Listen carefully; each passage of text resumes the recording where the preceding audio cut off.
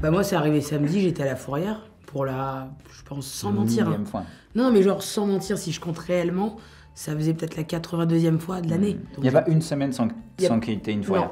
J'avais réussi à soudoyer certains mecs qui venaient prendre, donc à un moment donné ils arrêtaient de me prendre mon scooter et là c'est des nouveaux. Tu soudoies comment? Avec de l'argent essentiellement. Du pot de vin quoi. Ou alors je leur dis est-ce que tu vas aller voir des spectacles sur Paris? J'essaie de pousser la culture au maximum quand même. Et parfois les places et un peu d'argent ou un petit cadeau, une petite bouteille. Et que ça ne capte pas puisque les foyers sont essentiellement en sous-sol et qu'ils ont un wifi qui ne marche pas à la mairie de Paris, donc voilà. Donc il faut remonter, redescendre, remonter, et souvent ça ne passe pas parce qu'on lit mal, il faut mettre en moyen ou taille réelle la carte d'identité ainsi que le permis. Wow.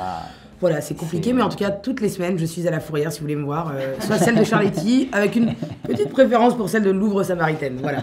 C'est quotidien finalement, il y a toujours un moment où on se sent miskin dans une journée, évidemment, et heureusement ça vient pimenter un peu ça. Moi par exemple, à midi, j'ai mangé un poulpe.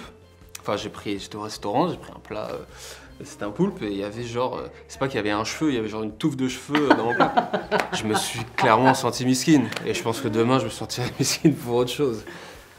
Ah, j'aurais pas de meilleure histoire à raconter.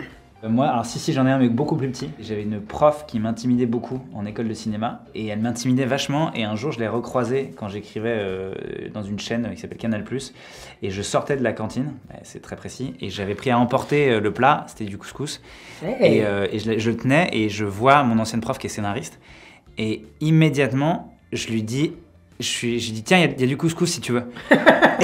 Et je suis mal à l'aise, je sais pas quoi dire, je dis il y a du couscous si tu veux, et je lui montre le couscous pour lui montrer, je sais pas pourquoi, et je le fais tomber. Et tout tombe par terre au milieu du hall principal et je commence à ramasser la merguez, graine après graine pour remettre dans mon truc et je continue de lui parler, je fais sinon ça va et tout, et elle avait pitié de moi, c'était une catastrophe, elle est partie et j'ai remis une vieille merguez. C'est la meilleure histoire. C'est fou, et à chaque fois que je la croise, je suis pas bien.